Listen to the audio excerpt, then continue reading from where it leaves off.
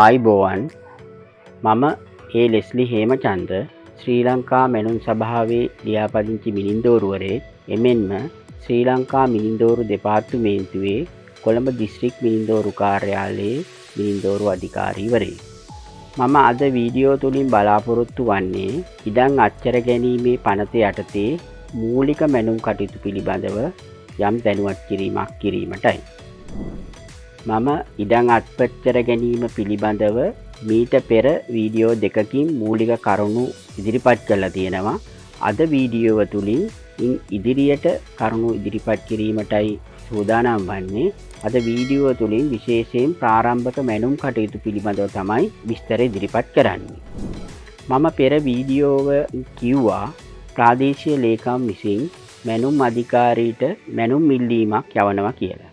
ප්‍රාදේශීය ලේකම් විසින් මෙම මැනුම් ඉල්ලීම යවන්නේ මිනින්දෝරු දෙපාර්තමේන්තුවේ අදාළ දිස්ත්‍රික්කයේ ජ්‍යෙෂ්ඨ මිනින්දෝරු අධිකාරී වෙතටයි.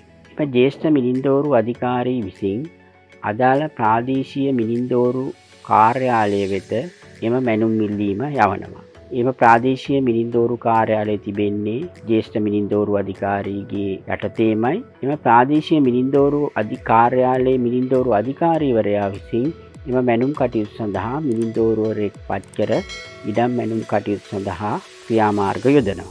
මෙම මැනීමට කටයුතු කරන්නේ හුදෙක් පෞද්ගලික ඉඩම්. මෙම පෞද්ගලික ඉඩම් මැනීම සඳහා අදාළ බලය ලැබෙන්නේ මා පෙර කී පරිදි ප්‍රාදේශීය ලේකම්වරයා විසින් නිකුත් කරන දෙවැනි වගන්තිය යටතේ ප්‍රසිද්ධ කරනු ලබන දැන්වීම මගින්.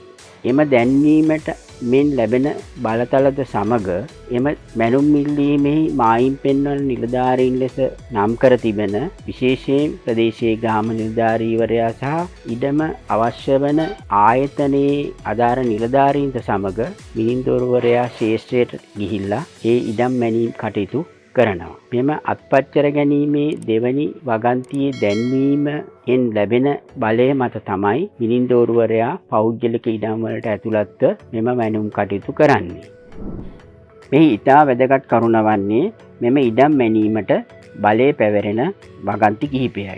එහි තවද එකී ප්‍රදේශයේ පිහිටි ඕනෑම ඉඩමකට Tamanට අවශ්‍යයි හැඟෙන ප්‍රමාණ මිනිසුන්ද භාණ්ඩද උපකරණද රථවාහන සහ සතුන්ද රැගෙන ඇතුල් වී එම ඉඩම මැනීම සහ ඒ ඉඩම් මට්ටම් ගැනීමටද එම ඉඩමේ යටිපස හැරීමටද එම ඉඩමේ මායිම් සහ එහි කිරීමට අදහස් කරන සිටින කාර්යයක සීමා දැක්වීමටද එබඳු මායිම් සීමා ලකුණු තැබීමෙන් සහ අගල් කැපීමෙන් සලකුණු කිරීමටද එම ඉඩමේ එකලට තිබෙන අස්වැන්නක වැටක හෝ කැලෑවක කොටසක් කපා ඉවත් නොකොට එහි මැනීම් සම්පූර්ණ කිරීමට හෝ මට්ටම් ගැනීමට හෝ මායිම් හෝ සීමා ලකුණු කිරීමට නොහැකි නම් එය කපා ඉවත් කිරීමටද එකී ප්‍රදේශයේ ඉඩමක් වුවමනා වූ මහජන කාර්ය සඳහා ඉඩම යෝග්‍යතයි දැනගැනීම පිණිස අවශ්‍ය වන අනිකුත් සියලුම කාර්යයන් කිරීමටද කොළඹ දිස්ත්‍රික්කයේ මැනුම් අධිකාරීට හෝ ඔහු විසින් ලියා දෙනු ලබන නියමයක් අනුව ක්‍රියා කරන අන්කිසි නිලධාරියෙකුට මේන් බලය පවරමි යන්න එහි සඳහන් වෙනවා.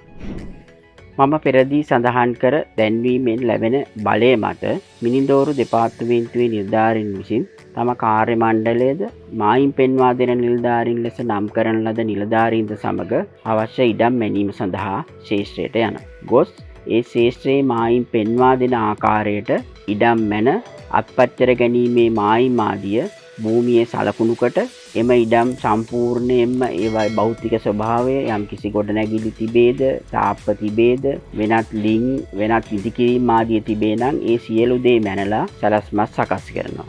ඒ සැලැස්ම සකස් කරලා ඉවර වෙලා ඒ සැලැස්මට අදාළ තොරතුරු සැපීමේදී භූමියේදී ඒ ඉඩම් වලට හිමිකම් කියන සියල්ලන්ගෙන්ම විස්තර ලබා ගන්න ඕනේ. ඒ සියල්ලන්ගෙම විස්තර ලබාගෙන ඉඩම මැනීම් කටයුතු අවසන් වෙලා ප්‍රගමන අනුරේඛනය ඉංග්‍රීසියෙන් ඒකට කියනවා ඇඩ්වාන්ස් ට්‍රේසින් කියලා. එවැනි පිඹුරක් සකස් කරනවා. එම පිඹුර සකස් කිරීමේදී අපි විසින් ඒ ඉඩම් වල නිශ්චිත අයිතිකරුවන් ගැන අවසානාත්මක තීරණ ගන්න යන්නේ නැහැ. ඒ ශේෂ්ත්‍රයේදී හිමිකම් කියන ආකාරයට ඔවුන්ගේ නම් සහ ලිපිනයන් ආදිය සඳහන් කරනවා. එහෙම සඳහන් කරමින් සැලැස්ම සම්පාදනය කරලා ඉවර වෙලා සැලැස්ම තුන ලියනවා මෙහි රජයේ ඉඩම් සම්බන්ධයෙන් කටයුතු කර නොමැත කියලා විශේෂ සටහනක් දානවා.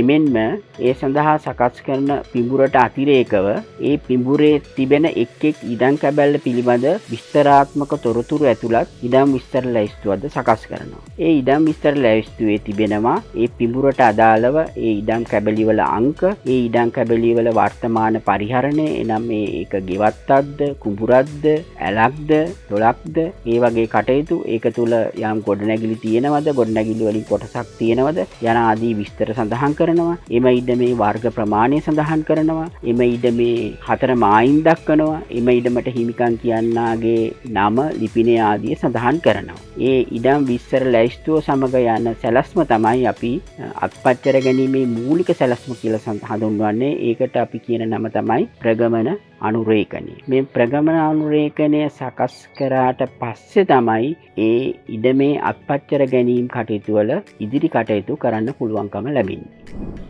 අද මෙම වීඩියෝ නැරඹීම පිළිබඳව සියලුම දෙනාට ස්තුතිවන්ත වෙනවා. මෙවැනි කරුණු ඉදිරියට දැන ගැනීම සඳහා මගේ ඉදිරි වීඩියෝ බලන්න කියලා ඉල්ලා සිටිනවා. තවත් මෙවැනි වීඩියෝ නැරඹීමට යට තියෙන රතු පාට බටන් එක ක්ලික් කරන්න. Surveyor Sri Lanka YouTube channel එක subscribe කරන්න. අලුතින් වීඩියෝ එකක් දාපු ගමන් දැනගන්න දකුණු පැත්තේ තියෙන bell icon එක ක්ලික් කරන්න. මෙවැනිම තොරතුරු දැන ගැනීමට Surveyor Sri Lanka Facebook page එක like කරන්න, share කරන්න. ඔබ සැමට සුබ දවසක්. 𝗙𝗢𝗡𝗧𝗪